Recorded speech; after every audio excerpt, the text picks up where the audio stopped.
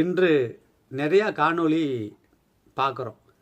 இந்த கிரகம் அங்கே இருந்தால் கோடீஸ்வரன் ஆயிடலாம், இந்த கிரகம் அங்கே இருந்தால் லட்சாதிபதி ஆயிடலாம், கார் வாங்கிடலாம், வீடு வாங்கிடலாம். இது மாதிரி நிறையா காணொளிகள் வந்துக்கிட்டே இருக்குது. அது அவங்களுடைய தனிப்பட்ட அனுபவங்கள்.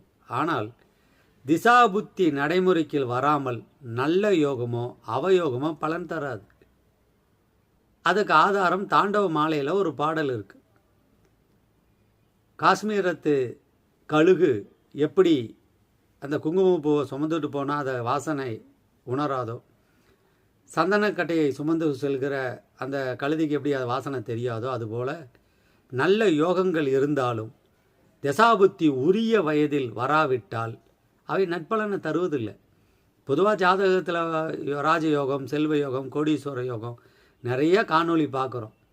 அந்த சோப்பை யூஸ் பண்ணாதீங்க, இந்த சோப்பை யூஸ் பண்ணாதீங்க, உங்கள் பாத்ரூமில் தண்ணி வலிக்கிட்டு விழுந்துடுவீங்க, இப்படி நிறையா அடுத்தவங்க பாத்ரூமுக்குள்ளே போகிறது, அடுத்தவங்க கிச்சனுக்குள்ளே போகிறது, இப்படி நிறைய ஆய்வுகள் தசாபுத்திக்கு பலனை சொல்லாமல் எங்கெங்கேயோ போயிட்டுருக்காங்க. எந்த யோகமாக இருந்தாலும் உரிய வயதில் நடைமுறைக்கு வரணும். அந்த திசா வந்தால் தான் பலன். இல்லை என்றால் இந்த காணொளிகள் வெறும் கைத்தட்டலுக்காக மட்டுமே.